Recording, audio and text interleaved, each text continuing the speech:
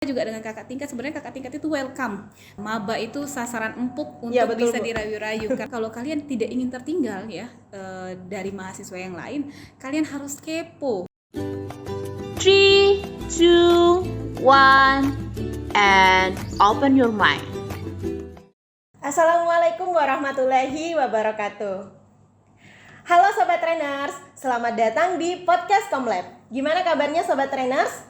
Saya harap kalian semua tetap sehat ya. Jangan lupa menjaga kesehatan dengan mematuhi protokol kesehatan yang ada.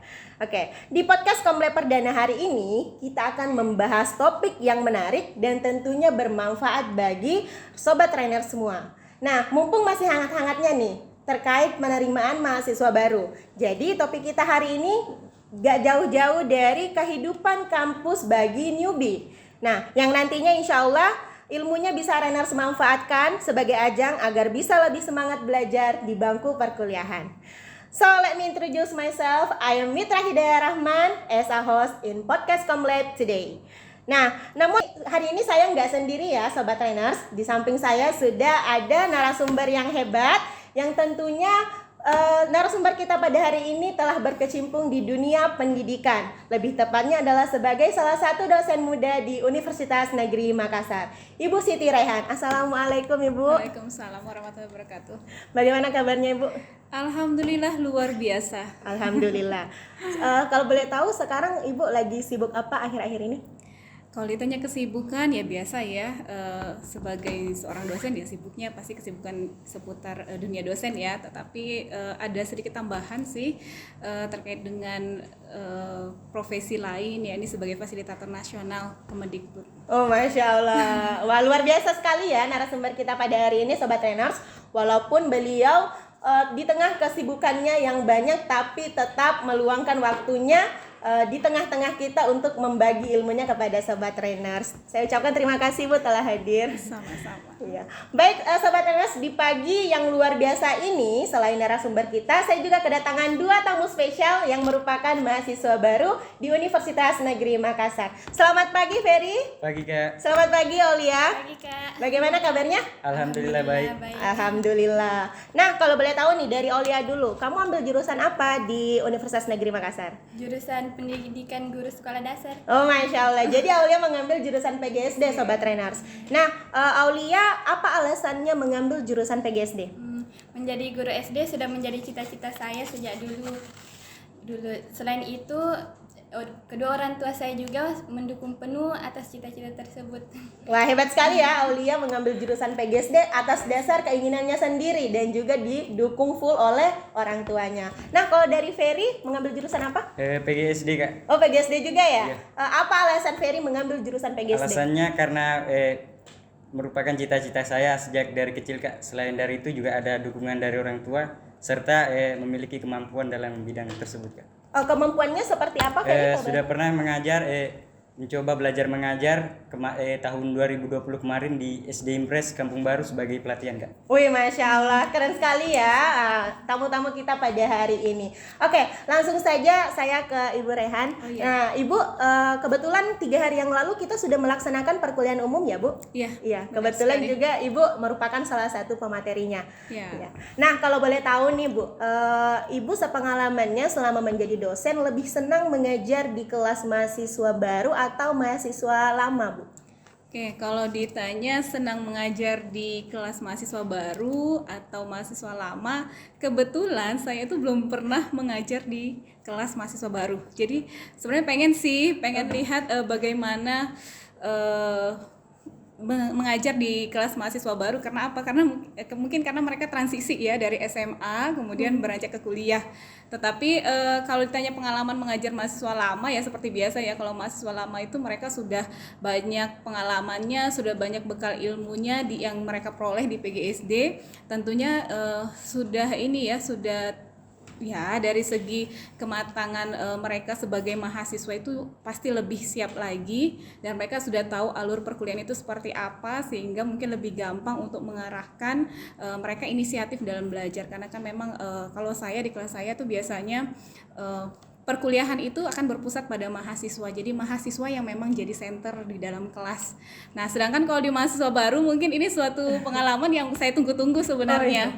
Ya, karena anak-anak SMA dengan mahasiswa ya, siswa beralih ke mahasiswa itu pasti ada sedikit perubahan ya, perubahan di mana mungkin mereka dulu kalau di SMA ya statusnya sebagai siswa mungkin ya dengan style pembelajaran di SMA mungkin pasti adalah perbedaan dengan ketika mereka akan beralih ke menjadi seorang mahasiswa, apalagi di sini di perkuliahan itu kan sebenarnya siapa yang mau belajar, siapa yang mau lebih aktif pasti dia akan lebih banyak ilmunya. Nggak lagi seperti di SMA ada batasan materi-materi pokok. Kalau di sini kalian bebas untuk mengembangkan sendiri materinya, bahkan dosen itu ya sebagai fasilitator, betul-betul sebagai fasilitator, di mana kita itu di dalam perkuliahan tidak hanya meminta mahasiswa itu mendapatkan ilmu dari dosen saja, tetapi kita akan menggali ilmu-ilmu itu ya, ilmu-ilmu yang mereka sudah pahami terlebih dahulu, baru nanti kita berkolaborasi untuk lebih mematangkan keilmuannya mereka di dalam perkuliahan. Jadi beda sedikit ya dengan penyampaian materi ketika di SMA. Nah, ini saya tunggu-tunggu ini, dan saya pengen lihat juga keluguannya mahasiswa baru ya, apalagi saya lihat juga saat ini sedikit berbeda ya generasinya. Betul. Ya, mereka ini sudah betul-betul generasi milenialnya yang luar biasa, sosial media itu yang luar biasa sangat dekat dengan kehidupan mereka, sehingga style perkuliahan juga perlu kita sesuaikan dengan karakteristik mereka ya. Kalau misalnya dulu itu kita sebelum daring ya pasti kan tatap muka di kampus, pasti beda stylenya ketika kita sudah daring. Nah, betul-betul siasatnya supaya bagaimana mereka itu tetap termotivasi di dalam belajar, dan mereka itu tahu berinisiatif memanajemen dirinya sendiri supaya bisa mencapai capaian mata kuliah. Itu sih tantangannya. Oh iya, oke.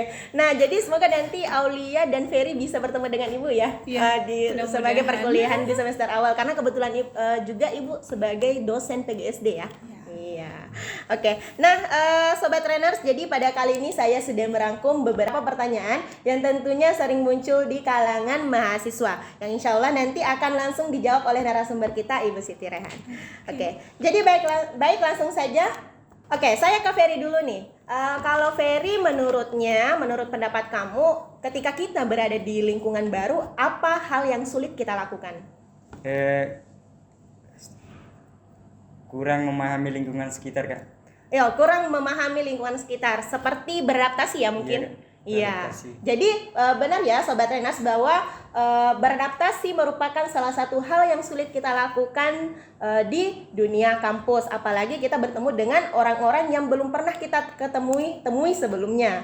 Nah, jadi langsung saja kepada Ibu Rehan, bagaimana tanggapan Ibu terkait hal tersebut? Bagaimana sih kita sebagai mahasiswa baru untuk beradaptasi yang tepat di lingkungan yang baru, yaitu lingkungan dunia kampus, agar kita tidak mudah terpengaruhi atau mungkin kita percaya akan hal-hal yang tidak valid seperti itu, Bu. Oke, jadi saran saya sih ya, tipsnya bagi mahasiswa baru yang mungkin baru saja beranjak ya memasuki dunia kampus, tentunya memang mereka harus tahu bahwasanya mereka harus bertindak asertif di dalam menanggapi segala sesuatu yang ada di lingkungannya, apalagi kan dunia kampus itu sudah banyak organisasi. Betul, Bu. Kemudian mahasiswanya juga lingkupnya lebih luas skupnya dibandingkan ketika SMA, karena kita dari berbagai daerah, bahkan di PGSD sendiri itu kan bukan hanya berasal dari Sulawesi saja. Betul, tapi Bu. dari berbagai pulau. Otomatis ya mereka harus menyesuaikan dengan bagaimana sih teman-temannya. Jadi belajar peka terhadap lingkungan sekitar, apalagi ketika mereka sudah dibentuk grup. Ini saya dengar ini sudah ada kan grup-grup kelasnya.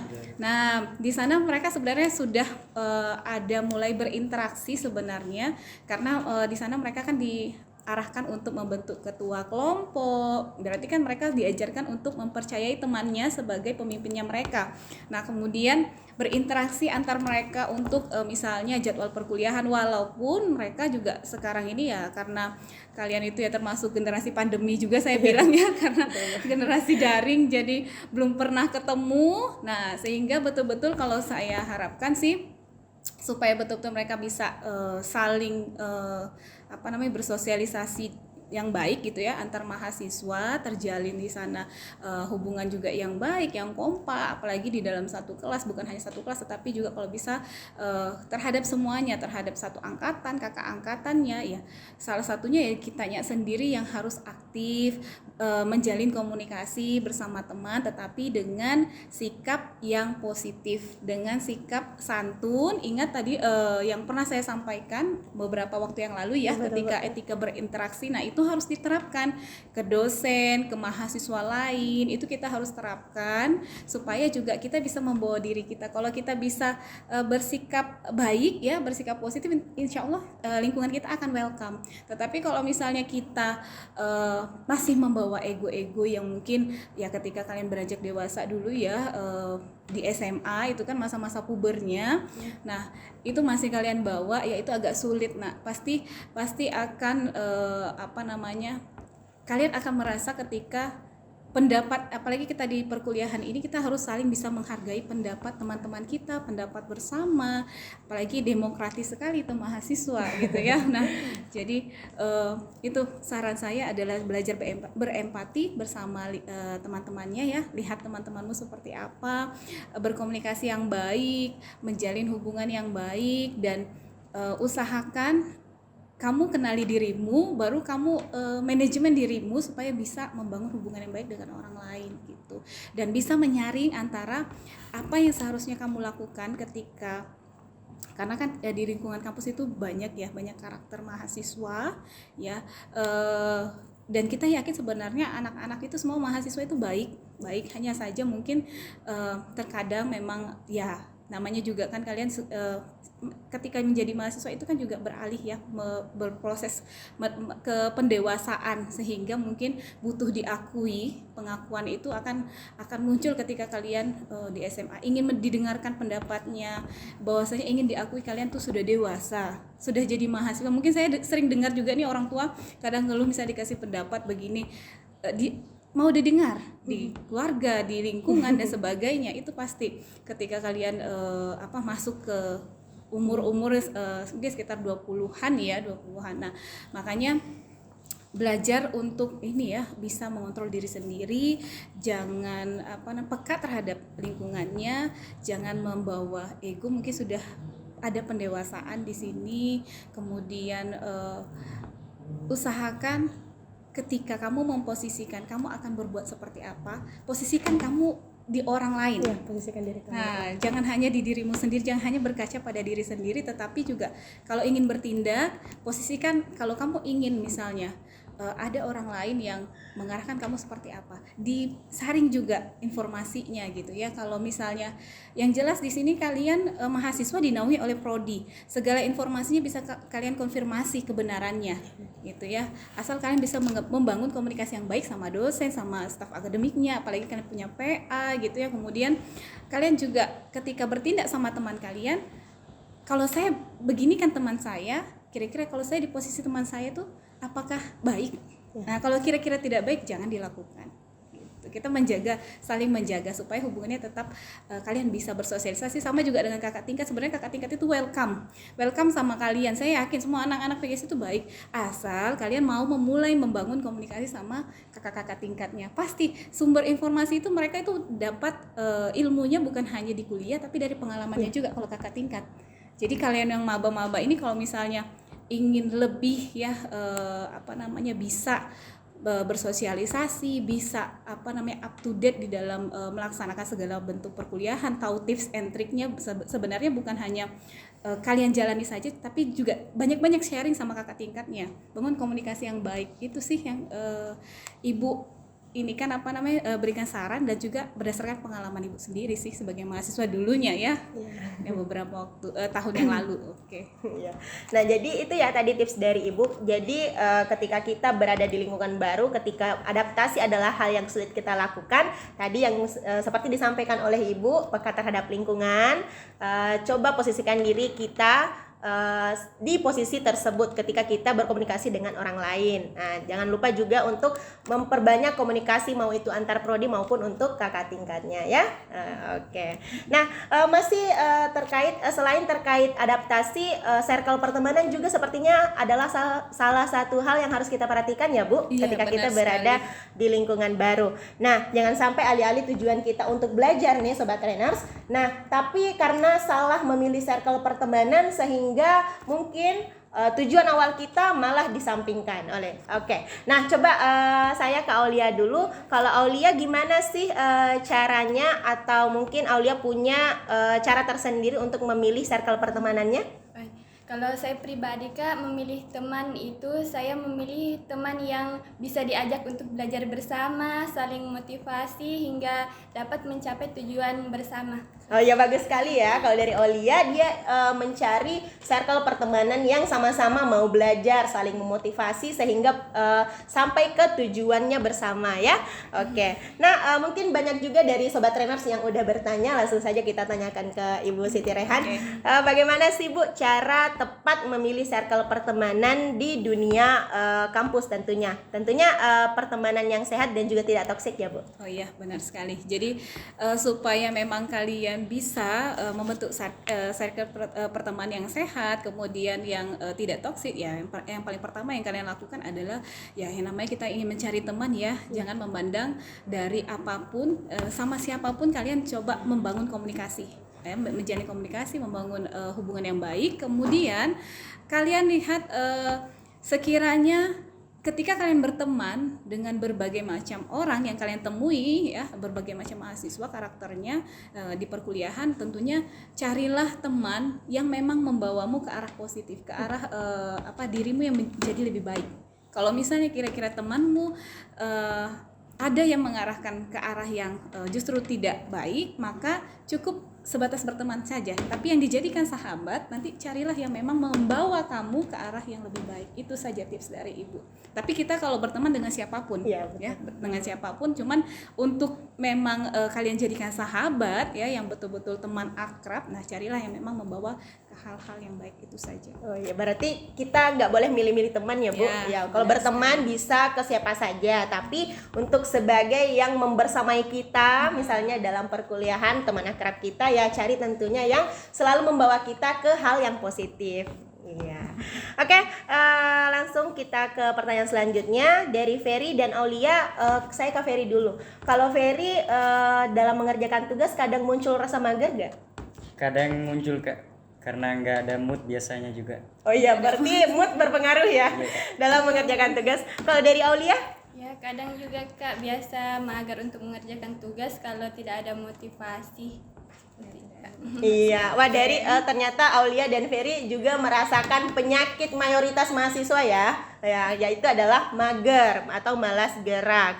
Nah, langsung kita tanya ke Ibu Rehan ya. Iya, Nah, bagaimana sih Bu menjadi mahasiswa yang anti mager dan anti menumpuk tugas? Oke, kalau ditanya anti mager dan anti menumpuk tugas, yang paling pertama kita tahu posisi kita sebagai mahasiswa, tanggung jawabnya apa ya. Iya. Nah, kemudian kalau misalnya diberikan dosennya tugas gitu ya, kita sadari bahwasanya itu bukan hanya sekedar instruksi saja dari dosennya, tapi sebenarnya dosennya itu berikan tugas itu bukan untuk menyuruh kalian, tetapi untuk mengarahkan kalian supaya kalian bisa mencapai capaian kompetensi yang diharapkan. Jadi untuk kebutuhan kalian nanti ya, bekal keilmuan kalian. Nah, sehingga kalau misalnya ada tugas, anggaplah tugasnya sulit tuh, kadang males sekali ngerjainnya. Kalau tugasnya kita tuh nggak bisa gitu ngerjainnya, rasa-rasanya masih belum tahu ini apa yang mau diisi gitu ya. Cobalah untuk pelajari dulu ya, cari yang paling mudah. Kalau misalnya ada beberapa soal, cari yang paling mudah. Yang penting kalian sudah memulai mengerjakan. Jadi kadang kita tuh yang membuat sulit, mager itu mindset di dalam diri kita karena menolak. Kita nggak merasa nggak suka, jadi kita menolak itu. Jadi merespon otak kita tuh bahwasanya aduh malas bahkan ngantuk, enak tidur dulu, ada sebagainya lah godaan-godaan itu ya. Tetapi tips dari saya yang biasanya saya juga lakukan ya, saya sebagai dosen juga kadang banyak tugasnya dan juga bisa mager. Nah itu saya cari yang paling mudah dulu sehingga saya membuat pelan-pelan membuat diri saya nyaman dan akhirnya terlanjur itu dikerjakan tugasnya sampai selesai. Tapi kalau memang sekiranya ada tugas yang kurang dipahami, cobalah bertanya, komunikasi sama temannya gitu ya. Jadi biar kita juga termotivasi, apalagi kita ketika berkomunikasi bersama teman dan ternyata wah dia sudah hampir selesai tugasnya, waduh kita belum sama sekali gitu kan. Itu kadang menjadi juga motivasi kita untuk segera menuntaskan tugas kita gitu ya, tanggung jawab kita sebagai mahasiswa. Oh iya, berarti tadi seperti yang dikatakan Aulia ya, kalau kita ketika dia mager harus ada motivasi. Nah tadi caranya seperti yang disampaikan Ibu, mungkin bisa bertanya kepada teman-temannya, kamu udah selesai belum tugasnya? Wah, kalau temannya udah selesai pasti kita juga punya motivasi untuk mengerjakan. Nah jadi mungkin hal tersebut bisa diterapkan juga oleh Ferry ya, ketika moodnya sedang tidak bagus untuk mengerjakan tugas, mungkin bisa bertanya ke temannya apakah kamu sudah selesai misalnya tugasnya. Nah supaya kita bisa lebih termotivasi untuk mengerjakan tugas tersebut ya Ferry. Iya oke. Nah masih berkaitan dengan anti-antian nih Bu. Nah tadi Ibu di awal pembahasan kita Ibu penasaran dengan mahasiswa mahasiswa baru dari keluguannya. Nah, gini Bu, bagaimana sih cara menjadi maba anti polos? Karena kan sebagai newbie di dunia kampus itu Bu belum tahu apa-apa, belum tahu seluk-beluk dunia kuliah seperti apa, sehingga masih sangat mudah didoktrin oleh senior-senior yang mungkin ke arah negatif misalnya. Nah, kira-kira bagaimana sih Bu menjadi maba anti polos? Nah, supaya bisa menjadi maba anti polos. Oke. Jadi kalian harus harus terapkan bahwasanya segala sesuatu informasi itu harus kalian klarifikasi dulu kebenarannya. Ya, itu yang paling utama. Bagaimana cara klarifikasinya? Tanya sama yang lebih tahu. Misalnya PA-mu ya atau kakak tingkatmu, tapi kalian pilah-pilah yang mana yang memang kalian percaya.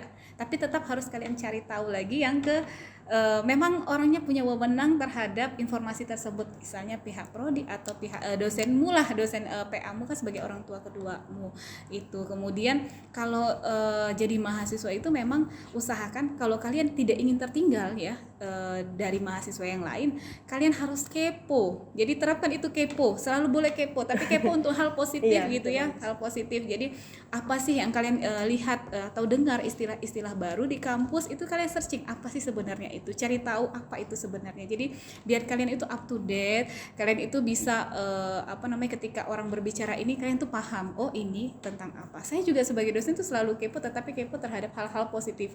Apabila ada misalnya informasi baru, yang istilah baru di dalam dunia pendidikan, itu pasti menjadi ajang kita belajar sebenarnya untuk menggali atau mengupdate pengetahuan kita itu. Oh iya, berarti jadi untuk maba anti polos itu artinya kita sebagai mahasiswa harus kepo ya, dalam hal positif. Ya, jadi selalu mencari tahu hal-hal tersebut, kebenarannya tentunya kepada pihak yang berwenang. Ya, seperti tadi yang disampaikan Ibu, mungkin kepada dosen PA-nya atau mungkin dari pihak prodi. Oke. Nah, sekarang kita lanjut ke pertanyaan selanjutnya. Sebagai newbie di dunia kampus, Ibu pasti belum mengetahui gimana sih dunia kampus sebenarnya dan realitanya. Nah, kan sering ada ya Bu slogan-slogan dunia kampus tak seindah dunia FTV.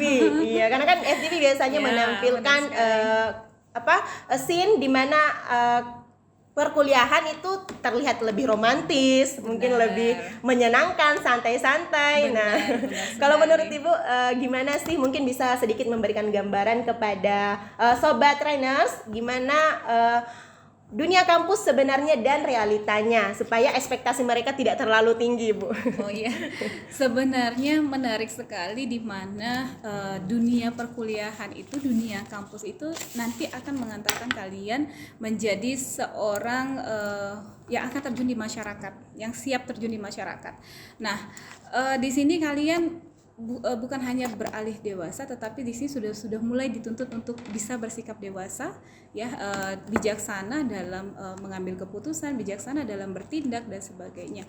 Nah, ketika mungkin kalau kita lihat dulu ya saya juga termasuk mahasiswa yang dulunya itu menganggap ketika saya masuk kuliah nanti saya pasti bebas, bajunya bebas gitu, sudah bebas dari seragam sekolah gitu ya. Kemudian dilihat juga nggak selalu ada tugas seperti di sekolah, mungkin PR selalu setiap hari itu kita ada ini ya, masuk sekolah gitu ya. Kalau misalnya di kampus kan tergantung mata kuliahnya. Iya, betul. Nah mungkin kita saya dulu merasakan juga bahwasanya pasti nih lebih santai nih ketika kuliah gitu ya. Tapi ternyata ketika masuk, apalagi dulu saya S1-nya itu pendidikan kimia, lumayan ya.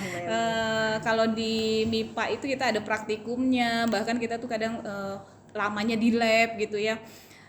Dan apa yang harus kita inikan ya, supaya memang ketika kita masuk ke dunia kampus kita nggak merasa terjebak. Yang paling pertama adalah kamu kenali dirimu, minatmu. Apalagi tadi saya senang sekali bahwasanya siapa tadi namanya? Aulia sudah ada minat ya, sama siapa? Ferry. Nah, sudah ada minat, sudah ada salah satu pemantik dia untuk nyaman di PGSD karena memang dari kemauannya. Betul, Bu. Jadi kalau kita nyaman kuliah di bidang yang memang kita sudah minati, insya Allah kita nanti bagaimanapun prosesnya kita akan bisa menikmati juga. Walaupun ya awalnya kita kira nanti santai-santai. Apalagi PGSD itu mungkin maba-maba ini pada memikirkan bahwasanya pilih jurusan PGSD itu karena gampang, palingan kuliahnya 1+1 gitu ya, 1+2 gitu ya. Kemudian belajar menulis kayak di SD lah istilahnya ya. Tetapi ternyata pas sampai di sini kalian mempelajari semua mata pelajaran. Kenapa? Karena kan PGSD itu dia tematik ya kalau di sekolah. Nah, kebanyakan yang menarik, saya tuh kadang walaupun mengajar di semester yang pertengahan lah sampai semester lanjut ya, itu tuh saya selalu di awal perkuliahan tuh kadang menanyakan, apa minatmu nak? Gitu. Kenapa? Karena salah satunya minat itu yang sebagai pemantiknya supaya dia nyaman. Nah, kebanyakan juga yang masuk jurusan ini terkadang ya di jurusan apapun terkadang adalah pemicunya misalnya faktor lingkungan, keluarga, kemudian ya tadi karena inginnya yang santai dan sebagainya, akhirnya terjebak dengan berbagai macam aktivitas di perkuliahan yang memang padat misalnya gitu ya. Tetapi balik lagi kamu sudah masuk di jurusan ini, ibaratnya kita sudah masuk di ini ya, kereta api itu. Nah, kita harus sampai tujuan. Nggak bisa berhenti di tengah jalan ya. Kalau kamu mau berhenti berarti kamu mau lompat. Ya, resikonya kamu tanggung sendiri gitu ya. Tapi kalau kamu sudah ada di sini, suka atau tidak suka, ya harapannya kamu harus suka supaya memang kamu bisa menikmati selama proses perjalanan sampai ke tujuan itu sendiri gitu. Kemudian dan supaya kamu bisa mengikuti aktivitas perkuliahan yang mungkin di luar dari dugaanmu ya, makanya kamu harus betul-betul percayakan sama dirimu. Jadi terkadang kita itu lupa untuk menguji diri kita sendiri, bahwasanya kita mampu menjalani semua aktivitas kita. Kita terkadang ya fokusnya ya tubuh kita capek, ya kita santai gitu. Kadang makanya itu tidak ada beberapa ya, tidak semua ya, ada beberapa yang terkadang saya lihat juga tidak mengumpulkan tugas, kalau tidak ditagih sama dosennya tidak kumpulkan, padahal itu sebenarnya ajang dia belajar. Di situ bukan masalah ini dosen memberikan tugas itu berarti ikut perintah dosen, bukan, tapi itu sebenarnya ajangnya kalian diarahkan untuk belajar ya dari apa yang sudah diberikan dosen ya, transfer knowledge yang sudah diberikan oleh dosen gitu ya kepada mahasiswa. Nah, supaya kalian tahu tanggung jawab sebagai mahasiswa, kalian nyaman kuliah. Nah, coba cari di PGSD itu apa yang menjadi minatmu, apa yang menjadi kemenarikanmu, sehingga memang betul-betul ini kalian tuh sudah tidak salah pilih masuk ke jurusan ini. Ya, karena kalian sudah ada di jurusan ini gitu. Sama ketika saya S1 tuh sebenarnya awal-awalnya itu saya termasuk yang merasa terjebak ketika menjadi mahasiswa, tetapi saya ingin berubah atau saya akan tenggelam dengan teman-teman saya yang mungkin juga banyak yang berprestasi. Tapi kalau saya mau berubah, saya kan otomatis harus mencari minat saya apa di jurusan saya, di prodi saya, sehingga memang saya tertarik dan saya ingin tahu, ingin mendalami ini materi-materi ya keilmuan PGSD itu seperti apa, sehingga memang ketika diberikan dosen itu hanya sebagai yang memfasilitasi saja, tetapi sesungguhnya saya sendiri yang ingin memiliki keilmuan ini, sehingga memang ketika kita menjalani dan kita itu nyaman dan memang merasa kita yang butuh, otomatis hasilnya akan optimal. Dan itu saya rasakan. Dan kalian boleh bandingkan ketika kalian diminta untuk membaca buku sekolah dengan ketika kalian membaca buku novel yang memang itu kalian suka, pasti akan berbeda. Iya, betul. Benar ya? Kalau baca novel itu misalnya nih kalian sukanya baca novel, kemudian novel itu kan setelah kalian baca itu akan terngiang-ngiang terus sampai berapa lama pun kita tanya tentang novel tersebut, apalagi ketika kalian suka, ingat selalu isinya apa ya, sampai sedetail-detailnya kalian ingat. Tetapi ketika buku mata pelajaran yang dimana kalian merasa di situ kalian tidak nyaman, dimana di situ buku mata pelajaran itu sendiri adalah instruksi dari gurunya, dari dosennya untuk mempelajari itu, otomatis otak kalian itu mantul katanya. Makanya usahakan dari sekarang kalian sudah masuk di jurusan ini, cari minatmu di sini. Tadi teman-teman kalian ya yang hadir di sini sudah mencontohkan mereka ada minatnya di sini, tinggal digali lagi, dieksplor lagi supaya lebih jatuh cinta terhadap jurusan ini, jurusan PGSD kebetulan ya. Iya, Bu. Iya, oke. Jadi itu ya tadi gambaran terkait dunia kampus sebenarnya dan realitanya dari Ibu Siti Rehan. Nah, jadi teman-teman jangan lupa ketika kita masuk di jurusan yang telah kita pilih dan kita sudah diterima, tetap tumbuhkan mindset yang selalu positif. Sehingga kita akan bisa nyaman di jurusan tersebut. Iya, oke. Nah, kita ke Ferry dulu nih. Kalau boleh tahu apa sih tujuan kamu berkuliah, Ferry? Tujuan saya berkuliah yaitu menambah wawasan dan motivasi saya dalam belajar, Kak. Masya Allah, keren sekali ya tujuan dari Ferry. Kalau boleh tahu cita-cita kamu menjadi apa? Ingin menjadi guru SD, Kak. Oh, ingin menjadi guru SD. Wah, mantap ya. Sesuai dengan jurusannya pendidikan guru SD. Nah, Ferry, untuk tentunya mencapai tujuan kamu ada beberapa hal yang harus kita lakukan dan tentunya ada beberapa hal yang harus kita hindari. Nah, untuk lebih jelasnya kita tanyakan ke Ibu Rehan, sebenarnya sebagai maba, Ibu, apa saja yang harus kita lakukan dan apa yang perlu kita hindari? Oke, yang harus dilakukan sebagai maba adalah yang paling pertama ya, usahakan kan kamu baru ya, pasti butuh banyak informasi terkait perkuliahan ya, baik itu secara administratif maupun pada teknisnya pelaksanaannya seperti apa. Maka jangan sungkan bertanya, Nak. Jadi jangan sungkan bertanya ketika kamu ingin membutuhkan informasi tersebut. Ya misalnya kita kan sekarang perkuliahannya daring. Nah, ya, Bu. Di SMA itu belum tentu ada yang daring, kan ada yang luring. Ya. Apalagi kita punya kekhasannya ya, course-nya punya Syam Oke gitu ya. Nah, ketika Ferry kan ini sudah punya nih motivasi, sudah punya minat, karena tadi Ibu dengar Ferry memang niatnya pengen jadi guru SD, dan di sini memang niatnya ingin menggali ya, ingin punya keilmuan SD gitu ya, sudah ada itu pemantiknya untuk memotivasi Ferry dalam belajar. Nah, cuman mungkin karena mungkin CMS atau course manajemen sistem Syam Oke itu kan hal baru nih. Sudah pernah coba belum? Belum. Nah, belum pernah coba. Nah, boleh ditanya-tanya sama kakak-kakaknya yang Ferry kenal, atau boleh juga tanya-tanya ke dosen PA-nya. Ya, jangan sungkan bertanya. Kemudian asal kamu dalam berkomunikasi itu terapkan etika yang baik ya dalam berinteraksi. Tanya seperti apa. Jadi jangan sungkan untuk bertanya-tanya dan mencari informasi apa yang sekiranya kamu butuhkan, termasuk tadi Syam Oke. Kemudian juga nanti kan di dalamnya kan kamu akan melaksanakan perkuliahan daring ya di sana. Jadi biar optimal, jadi nggak tanggung-tanggung. Apalagi kalau misalnya ada kendala, di sana juga ada helpdesk-nya. Jangan sungkan bertindak asal selagi tindakanmu itu tidak merugikan orang lain. Gitu. Kemudian setelah itu ketika sudah diberikan materi sama dosennya, apalagi ketika sudah masuk ya kontrak perkuliahan, kemudian diberikan RPS atau kumpulan materi yang akan kamu laksanakan, itu jangan menunggu dosennya memberikan instruksi tugas.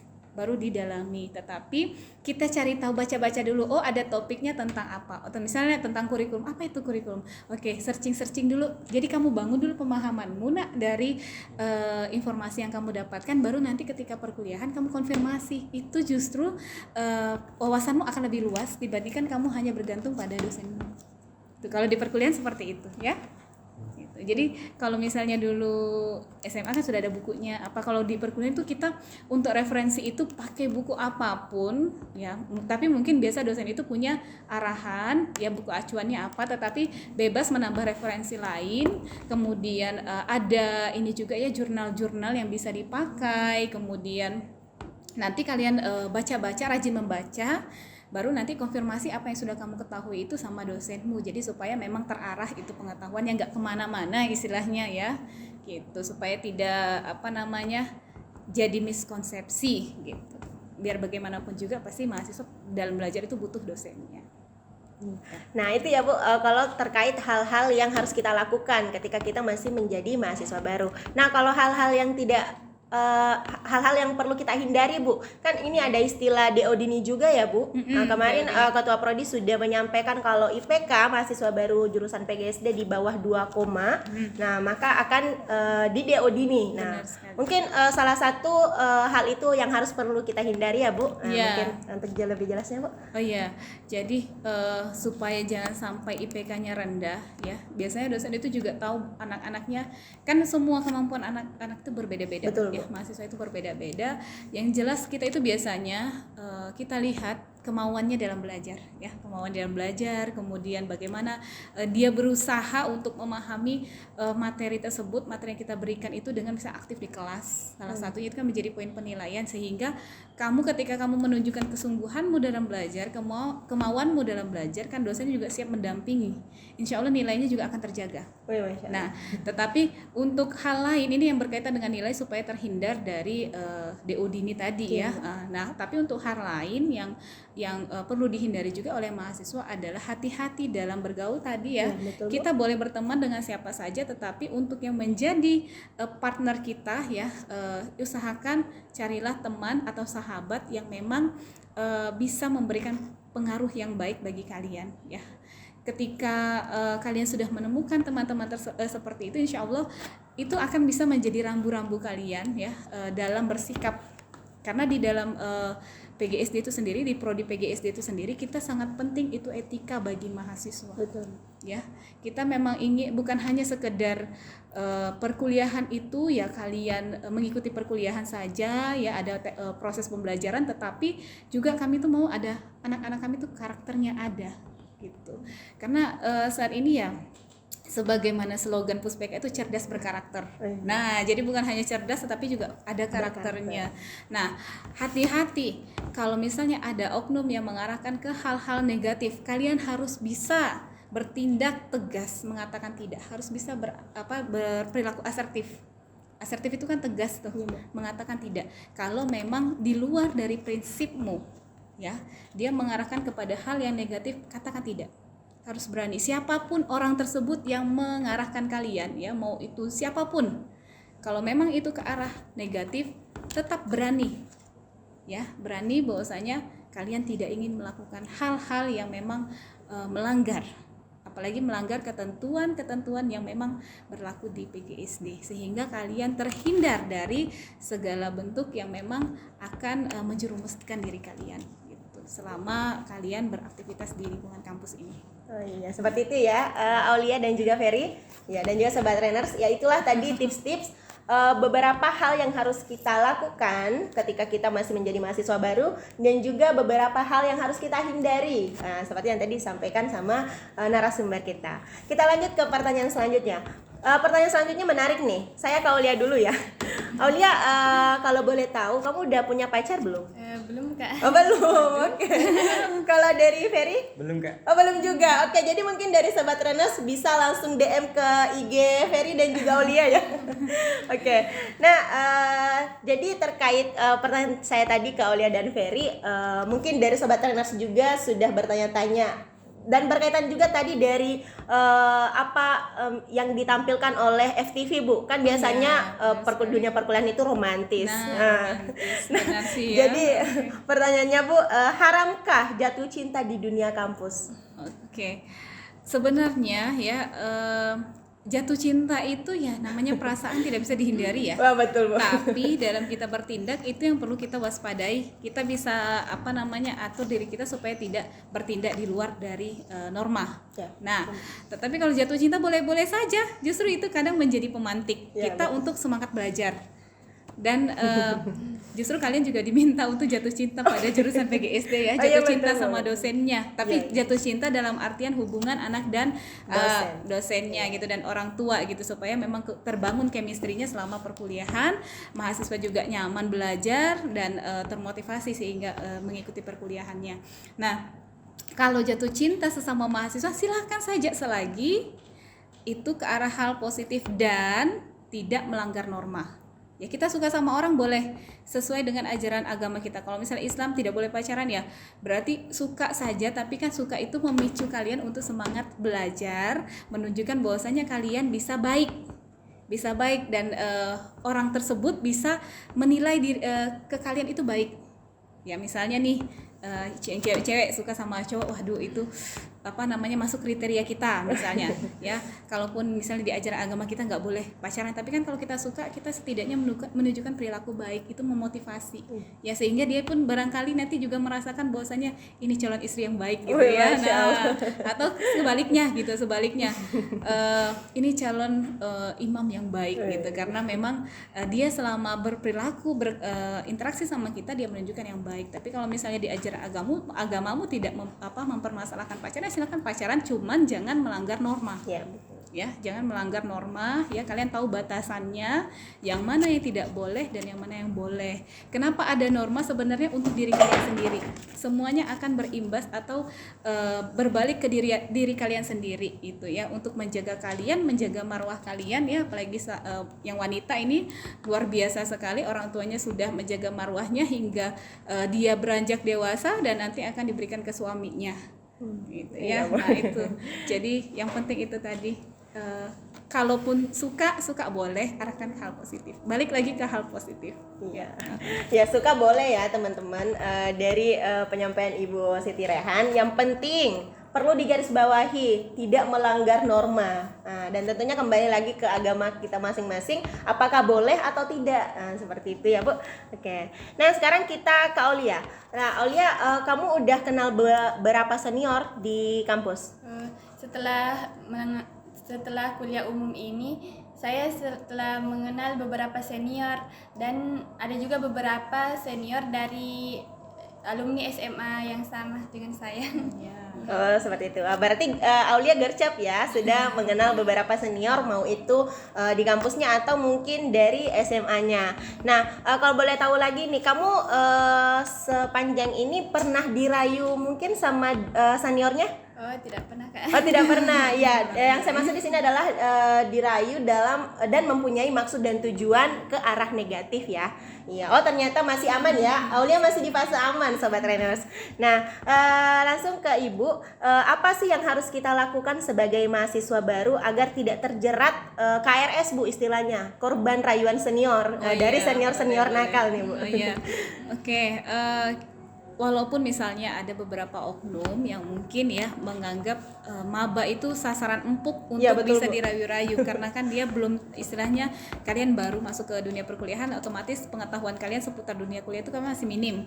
Nah sehingga muncullah rayuan begini, rayuan begitu untuk beberapa maksud yang memang mungkin sedikit melanggar atau bahkan melanggar dari ketentuan yang memang diterapkan di lingkungan kampus kita. Nah, supaya tidak terjerat rayuan tersebut, makanya tadi segala informasi kalian harus bisa menyaringnya, harus bisa memilah-milah ya, cari kebenarannya, kemudian jangan takut mengatakan tidak ketika memang itu tidak sesuai dengan prinsipmu, sesuai dengan apa yang menjadi bagimu itu salah, berarti kamu harus berani mengatakan tidak, ya tidak, tapi dengan cara yang baik supaya juga seniornya tersebut tidak merasa tersinggung. Oh iya betul. Jadi walaupun usahakan kita, walaupun orang misalnya mencoba mempengaruhi kita dengan hal-hal negatif, tetapi kita berusaha menolak dengan tegas, tapi dengan cara yang baik juga, sehingga barangkali kita bukan hanya menolak, tetapi juga kita bisa mempengaruhi dia, balik gitu ya. Jadi balik dia yang ikut terpengaruh oleh kita. Jadi itu usahakan seperti itu. Ya, jadi tetap tegas ya dan menyampaikannya secara baik ketika ada senior yang mungkin membawa kita atau merayu-rayu kita untuk ke jalan negatif misalnya. Oke. Nah, saya penasaran nih, mungkin dari Ferry dulu deh. Kamu Ferry ketika sekolah apakah mengikuti organisasi? Mengikuti Kak, Seperti apa contohnya? seperti organisasi kepramukaan. Oh, kepramukaan. Kalau dari Aulia mengikuti organisasi di sekolahnya? Iya Kak, saya mengikuti beberapa organisasi seperti Majelis Perwakilan Kelas, Ikramuni, dan Forum Intelektual Muda. Wih, Masya Allah, berarti harus berintelektual ya. Oke, nah kalau dari Aulia nih, kan kemarin kita udah ada PMB jurusan kan. Nah, di situ kan ada beberapa organisasi dan komunitas yang telah ditampilkan. Nah, kalau kamu sepanjang ini ada minat tidak untuk mengikuti organisasi di perkuliahan di kampus? Iya Kak, setelah melihat waktu PKKMB, saya ada memiliki minat untuk berorganisasi karena menurut saya organisasi itu cukup penting untuk dunia perkuliahan. Wih, Masya Allah, bagus ya Aulia. Kalau dari Ferry? Menurut saya ada Kak, karena mungkin dalam mengikuti organisasi tersebut motivasi saya dalam meluangkan sesuatu mungkin dapat tercapai Kak. Oh iya betul ya. Jadi kalau dari Ferry dan Aulia sudah ada pemantiknya Bu untuk berorganisasi di kampus, tentunya untuk meningkatkan skill ya, untuk mgendukung agar tercapai segera tujuannya Bu dengan tepat. Iya. Nah kalau dari Ibu nih, saya juga penasaran Bu, ketika Ibu berkuliah di S1 dan S2, apakah Ibu mengikuti organisasi Bu? Iya, sampai S2 bahkan kita ada organisasinya itu. Himaknya ya. Hanya saja mungkin gini nak, organisasi itu semuanya bagus, tetapi ya terkadang kan memang ada oknum di dalamnya ya, tidak semua bisa sejalan. Nah yang penting ketika kalian berorganisasi tadi, kalian bisa memilah yang benar dan yang salah, sehingga dalam mengambil keputusan pun kalian bisa mempengaruhi teman kalian ke arah yang benar. Ya walaupun ada beberapa oknum yang salah, misalnya yang keliru. Nah itu yang paling penting, karena kenapa organisasi itu penting, karena sekarang zamannya ya, kita bukan hanya dituntut kita bisa intelektual kita bagus ya dalam segi pembelajaran saja, ketercapaian pembelajaran, tetapi juga kita diminta juga untuk mampu bekerja dalam tim. Ya, kita diminta untuk mampu bersosialisasi dengan orang lain ya. Salah satunya kemampuannya kalian dapat di mana? Di organisasi. Apalagi salah satu juga skill yang memang akan dibentuk oleh organisasi itu adalah bagaimana kepemimpinan yang baik. Yeah, nah, itu makanya leadership ini kan nggak sembarangan ya, belum tentu kalian dapatkan di perkuliahan biasa ya. Betul.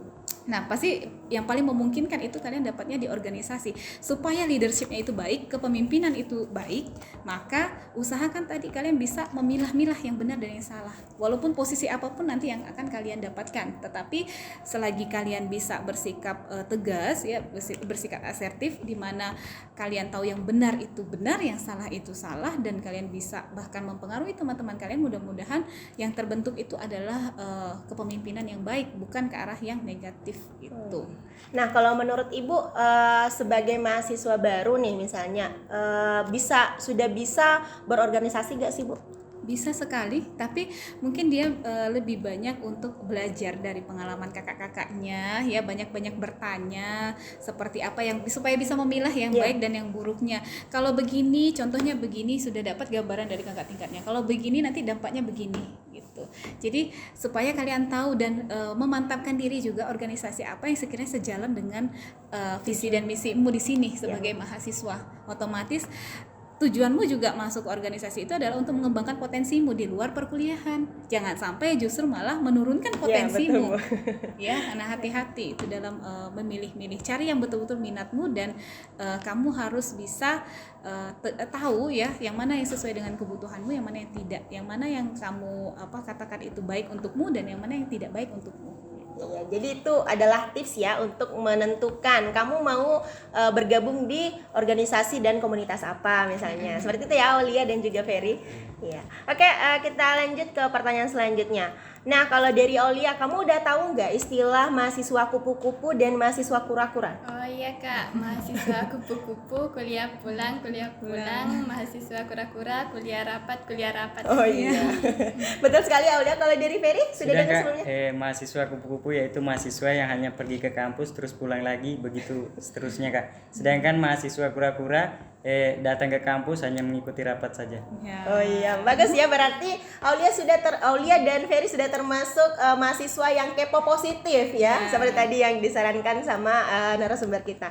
Nah, kalau dari Ibu sebagai maba sebaiknya menjadi mahasiswa kupu-kupu Bu, atau menjadi mahasiswa kura-kura nih Bu? Dari dua-duanya, karena apa? Karena tujuan kalian itu kuliah kan untuk sebenarnya menggali potensi kalian dan mengembangkan keilmuan kalian. Jadi kalau kuliah pulang saya rasa itu sangat minim sekali wawasan yang kalian akan terima ya.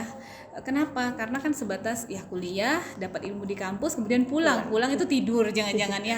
Kemudian gak ada komunikasi dengan temannya. Sedangkan sekarang itu kan pembelajarannya ke arah collaborative learning. Jadi supaya kalian lebih menambah wawasan kalian, usahakan bukan hanya di kampus kalian dapat ilmu, tetapi dalam pergaulanmu juga di rumah itu kalian berkomunikasi sama temannya, misalnya sesama kos, sharing ilmu misalnya ya, yang memang sekiranya kalian anggap itu ilmunya dibutuhkan. Kemudian dalam mengerjakan tugas itu sebenarnya boleh kolaboratif, tapi tidak boleh sama persis ya.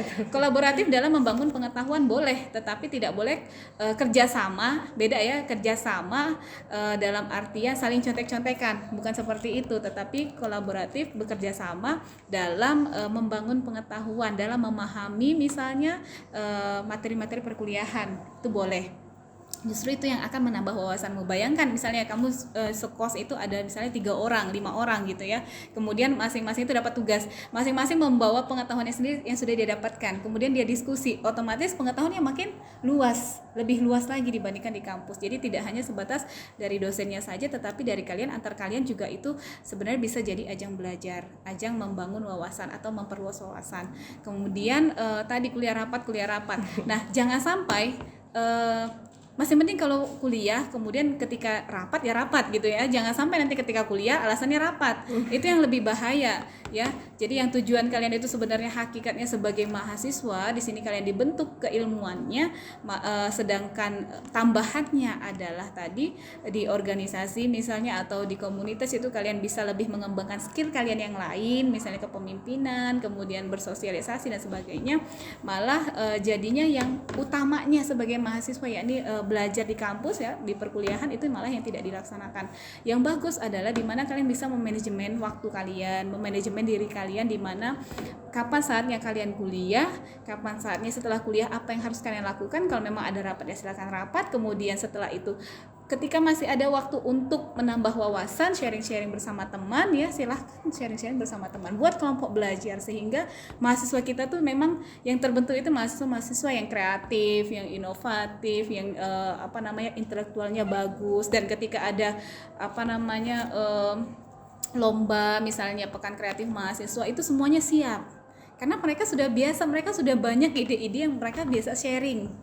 Jadi dan harapannya juga ya kalian bisa membawa nama baik dari jurusan kalian, dari prodi kalian, dari universitas kalian ke nasional, dan bisa membanggakan orang tuamu, apalagi keluargamu yang sudah menitipkan harapannya, amanahnya, kemudian luar biasa sekali harapan orang tua keluarga kita ke kita gitu, ketika dia memfasilitasi kita untuk kuliah, pasti ingin kamu itu berhasil.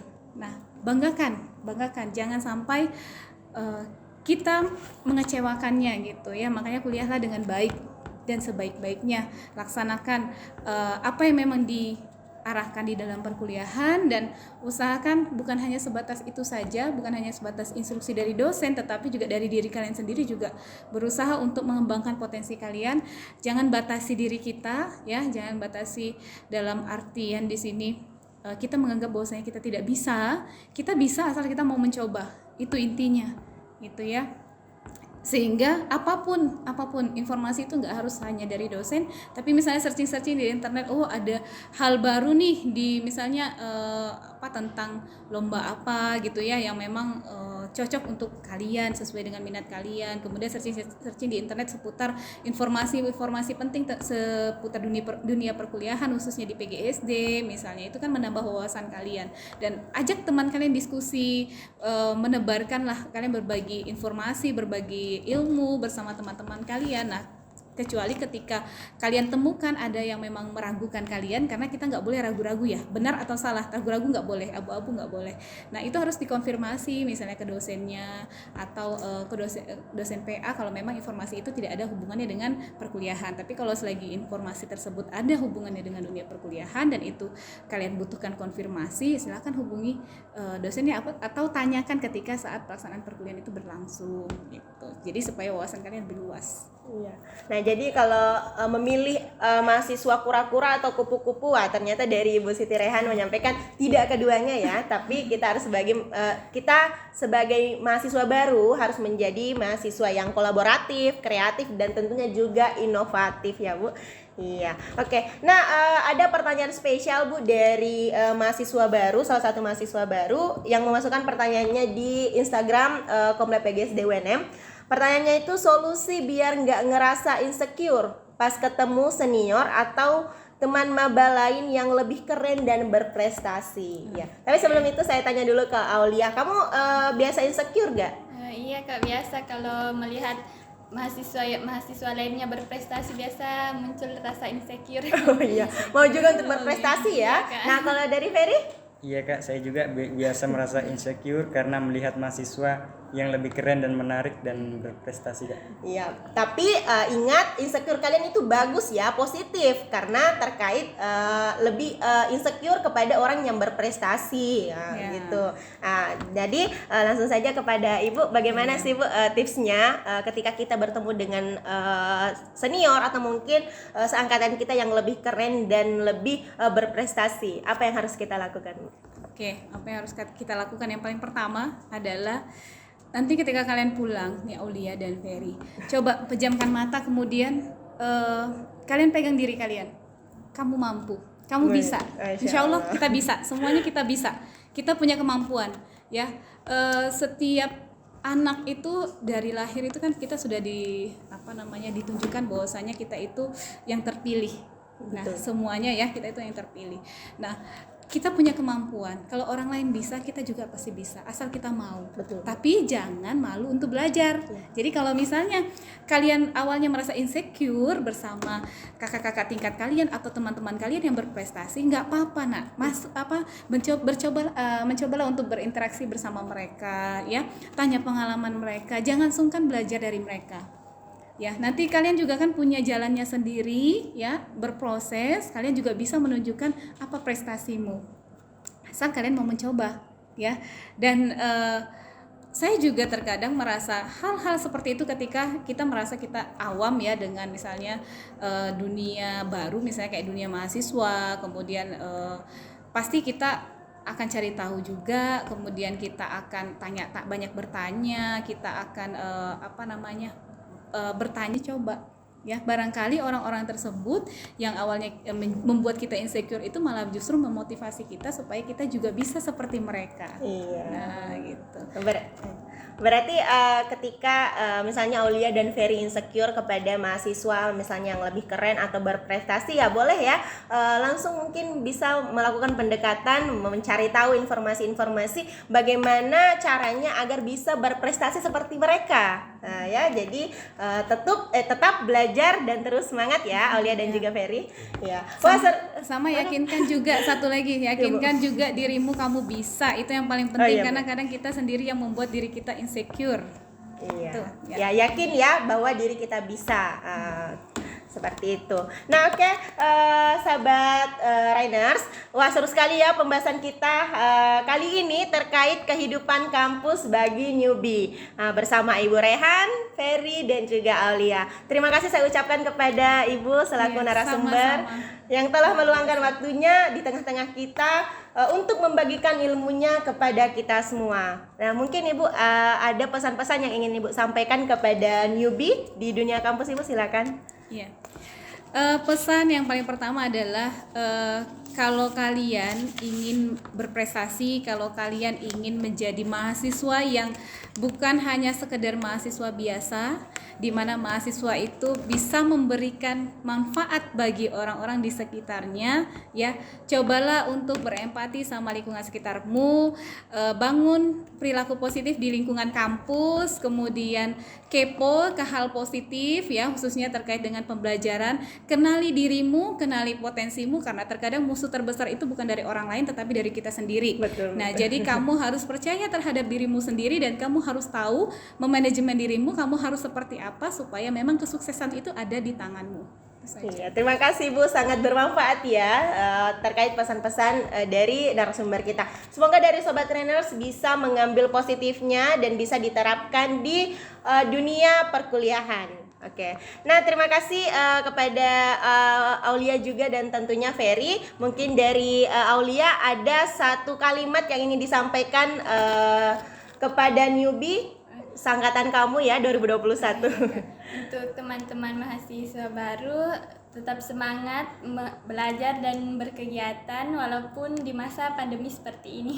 Iya. Kalau dari Ferry? Untuk teman-teman mahasiswa baru tetap semangat walaupun dalam masa pandemi ini, walaupun pembelajaran dilakukan secara daring. Iya, bagus semua ya. Oke. Sekali lagi saya ucapkan terima kasih banyak Ibu. Sama-sama. Ya, terima kasih kepada Aulia dan juga Ferry ya. Nah, oke. Baiklah Sobat Trainers, tak terasa kita sudah berada di penghujung kegiatan kita pada hari ini. Sebelum saya tutup, saya akan menyampaikan sebuah quotes dari John C. Maxwell yang mengatakan bahwa pertama kita bentuk kebiasaan-kebiasaan kita. Setelah itu kebiasaanlah yang akan membentuk diri kita. Nah, jadi jangan patah semangat untuk terus melakukan kebiasaan-kebiasaan positif ya Sobat Trainers. Nah, I'm Ditra Hidayah Rahman. See you in the next podcast. Terima kasih. Assalamualaikum warahmatullahi wabarakatuh.